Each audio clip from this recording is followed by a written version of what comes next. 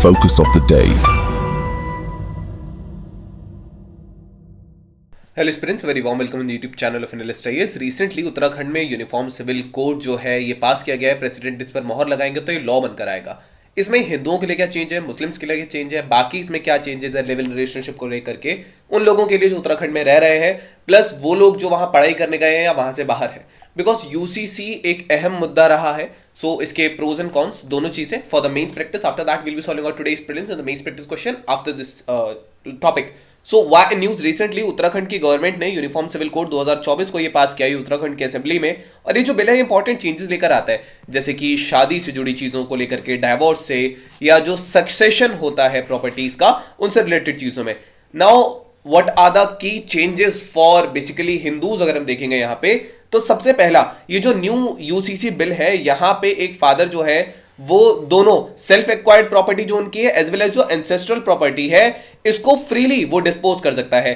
पहले क्या होता था कि फादर जो है जो सेल्फ एक्वायर्ड प्रॉपर्टी थी, खुद से खरीदी थी, केवल उसी को डिस्पोज कर सकते थे, अपनी एंसेस्ट्रल प्रॉपर्टी को नहीं, क्योंकि वहां पर कोपार्सेनरी राइट्स बेसिकली आते थे। Now what are these rights? ये राइट्स होते हैं जैसे son daughter, granddaughter, grandson के, ग्रेट ग्रैंड सन, और इन सब के, जिनके सबके राइट्स होते हैं एंसेस्ट्रल प्रॉपर्टी पे।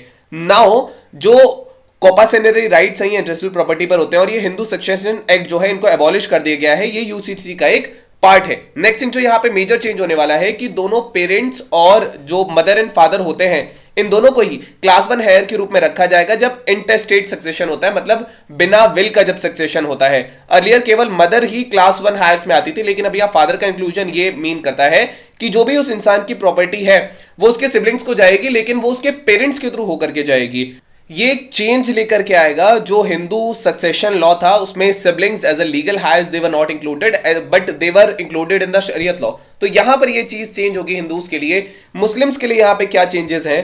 तो मुस्लिम्स के लिए जो उत्तराखंड का यूसीसी जो है ये मिनिमम एज लेकर के आता है लड़कियों की, जो कि 18 साल और 21 साल है मुस्लिम विमेन एंड मेन के लिए रिस्पेक्टिवली। और ये जो मिनिमम एज है जो हिंदू मैरिज एक्ट 1955 का है और स्पेशल मैरिज एक्ट 1954 का है, उसके हिसाब से यहां पर इन एजेस को लेकर के आ जाते हैं। एंड उत्तराखंड का जो यूसीसी है इसमें 2 टाइप के सक्सेशन होते हैं। पहला सक्सेशन है टेस्टामेंटरी सक्सेशन, जो एक विल के द्वारा होता है, और दूसरा जो सक्सेशन होता है वो होता है इंटेस्टेट सक्सेशन, जो बिना विल के एब्सेंस में होता है।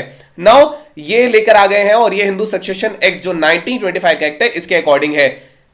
टेस्टमेरी सक्सेशन के थ्रू में जहां पे विल से सक्सेशन हो रहा है, यहां पे कोई रिस्ट्रिक्शन नहीं होगा कि कितनी प्रॉपर्टी उस डिकीज को मिल सकती है या वो किसको दे सकता है। अर्लियर जो ये टेस्टामेंटरी सक्सेशंस होते थे, मुस्लिम जो थे ये 1/3 प्रॉपर्टी किसी और को दे सकते थे, एंड जो बाकी की रेस्ट 2/3 है वो कुरान और हदीदत के हिसाब से ये डिवाइड हो जाती थी।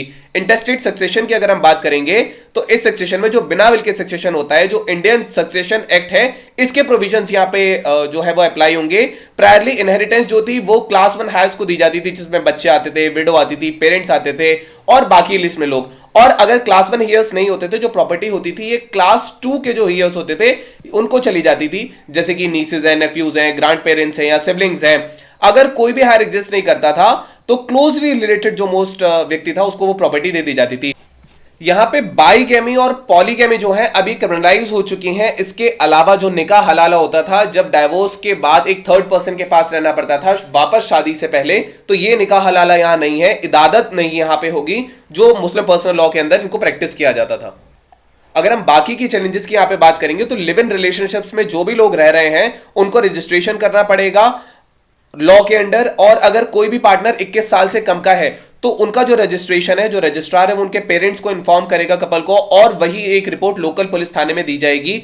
चिल्ड्रन जो है जो लिव इन रिलेशनशिप्स पे आएंगे उनका सारे लीगल राइट्स होंगे, लेकिन अगर दोनों लिव इन रिलेशनशिप से एक भी पार्टनर अगर मैरिड है तो वो लिव इन रिलेशनशिप में नहीं रह पाएंगे। इसके अलावा जब आप नहीं रहते हैं तब भी आपको ऑफिसर को बताना पड़ेगा that you are not in a live in relationship anymore. Now यहां पे जो शादी होगी उसका मैंडेटरी रजिस्ट्रेशन कराना बहुत ज्यादा जरूरी है। हर मैरिज जो भी होगी उसको 60 दिन के अंदर उसका रजिस्ट्रेशन कराना अनिवार्य है, नहीं तो 25,000 तक का यहां पे फाइन है अगर रॉन्ग इंफॉर्मेशन दी जाती है, एंड 10,000 का फाइन है अगर मैरिज को रजिस्टर नहीं किया जाता है। एंड जितने भी डाइवोर्सेज होंगे वो केवल कोर्ट के थ्रू होंगे, अगर नहीं होता है तो इसमें 3 साल तक की सजा का प्रावधान भी है।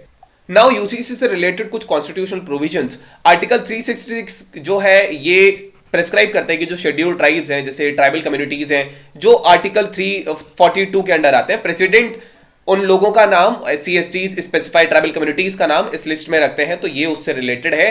नाउ जो part 11 of the Indian constitution है, डील करता है टेम्पररी, ट्रांजिशनल, स्पेशल प्रोविजन जो है उनसे। अब यहां पर प्रश्न उठता है कि कौन कौन सी चीजें इसके फेवर में है। तो यह सबसे पहला कॉन्स्टिट्यूशनल मैंडेट ऑफ इक्वालिटी जो है इसको फुलफिल करता है। यहां पे आर्टिकल 44 जो इंडियन कॉन्स्टिट्यूशन का है, जो कि DPSPs है, ये इसको फुलफिल करने में हेल्प करता है, जो इक्वालिटी इंश्योर करेगा सारे सिटीजन्स की, इररिस्पेक्टिव ऑफ उनका रिलीजन क्या है, क्लास क्या है, कास्ट क्या है, जेंडर क्या है। नेक्स्ट थिंग जो यहां पे होगी, जेंडर इक्वालिटी, और इक्वालिटी का यहां प्रमोशन हो जाएगा। डिस्क्रिमिनेटरी प्रैक्टिसेस जो मैरिज से रिलेटेड है, डिवोर्स से रिलेटेड है, इनहेरिटेंस से रिलेटेड थी अलग अलग रिलीजियस के पर्सनल लॉज में, वो यहां खत्म हो जाएंगे। For example Hindu succession act 1956 का जो है, इसको 2005 में यहां पे अमेंड किया गया था, जब महिलाओं को भी या डॉटर्स को भी इनहेरिटेंस राइट दिए गए थे सन के अकॉर्डिंग। सो ये लगभग सिमिलर उसके आता है। इसके अलावा वन नेशन वन लॉ की जो बात है, ये उसको और ज्यादा स्ट्रेंथन करता है। यूनिफाइड इंडियन आइडेंटिटी की यहां पे बात होती है। सोसाइटल रिफॉर्म जो है, यूसीसी जो है, ये पेट्रियार्कल नोशंस जो थे सोसाइटी के सारी रिलीजन्स में, उनको थोड़ा चेंज करेगा। जो स्टेटस था वुमेन का रिलीजियस स्फीयर में, उसको भी चेंज करने में हेल्प करेगा। तो सोसाइटल रिफॉर्म्स आएंगे। लीगल मैटर्स जो है, they would be more simplified. जो कंबरसम लीगल मैटर्स होते हैं, जो डिफरेंट पर्सनल लॉज के ऊपर आते हैं, तो ये बहुत स्पीडी डिस्पोजल हो जाएगा केसेस का। जुडिशरी पे बर्डन इसका कम होगा। फॉर एग्जांपल ज्यादातर केसेस जो जुडिशरी में पेंडिंग है, वो डाइवोर्स, इनहेरिटेंस या इश्यूज है पर्सन से रिलेटेड, जो अलग अलग पर्सनल लॉज के अंदर आते हैं। एंड एक चीज और यहां से आती है कि गोवा में जो सक्सेसफुल इंप्लीमेंटेशन है यूसीसी का, ये उसको हाईलाइट करता है कि जो सिविल लॉज है एंड इररिस्पेक्टिव ऑफ रिलीजन, वहां एक यूनिफॉर्म सिविल कोड है, तो that is why it can be applied here as well. अगर हम बात करेंगे कि क्रिटिक्स क्या आर्ग्यू करते हैं, तो ये आर्टिकल 25 जो है, which is the right to religious freedom, उसको वायलेट करता है। इसके अलावा टू प्रिजर्व डिस्टिंक्ट कल्चर जो आर्टिकल 29 है, ये इन दोनों को वायलेट करता है। अगर हम यूनिफॉर्मिटी जो है उसको एनफोर्स करते हैं, अलग अलग डाइवर्स पर्सनल लॉज हैं, कस्टमरी प्रैक्टिसेस हैं जो इंडिया में फॉलो होती हैं। For example special marriage act जो 1954 का है, ये एक सेकुलर लॉ है। ये मैरिजेस जो फर्स्ट कजन्स के बीच में होता है, इसको प्रोहिबिट करता है, जो कि एक कॉमन प्रैक्टिस है कुछ कम्युनिटीज में इंडिया में। एंड जो सेकंड क्लास के कजन्स होते हैं, ये उनमें भी बेसिकली बैन कर देगा, जो कि हिंदू कम्युनिटीज में साउथ इंडिया में बहुत ज्यादा कॉमन है। इंडिया की कल्चर डाइवर्सिटी के लिए थ्रेट है। यूसीसी जो है, इससे लॉज का होमोजेनाइजेशन हो जाएगा। ये एक थ्रेट है इंडिया के मल्टीकल्चरल एथॉस को लेकर के, अलग अलग रिलीजन्स, कल्चर प्रैक्टिसेस जो शेड्यूल टाइप फॉलो करते हैं उनको। तो क्रिटिक्स यहां पे ये पॉइंट आउट करते हैं कि सेकुलर लॉज का होना जब सारे सिटीजन्स को एप्लीकेबल होगा इररिस्पेक्टिव ऑफ रिलीजन। एग्जाम्पल जो सेक्शन 125 है क्रिमिनल प्रोसीजर का, ये एक सेकुलर लॉ है जो मेंटेनेंस के लिए प्रोवाइड कराता है, या डोमेस्टिक वायलेंस एक्ट के लिए प्रोवाइड कराता है।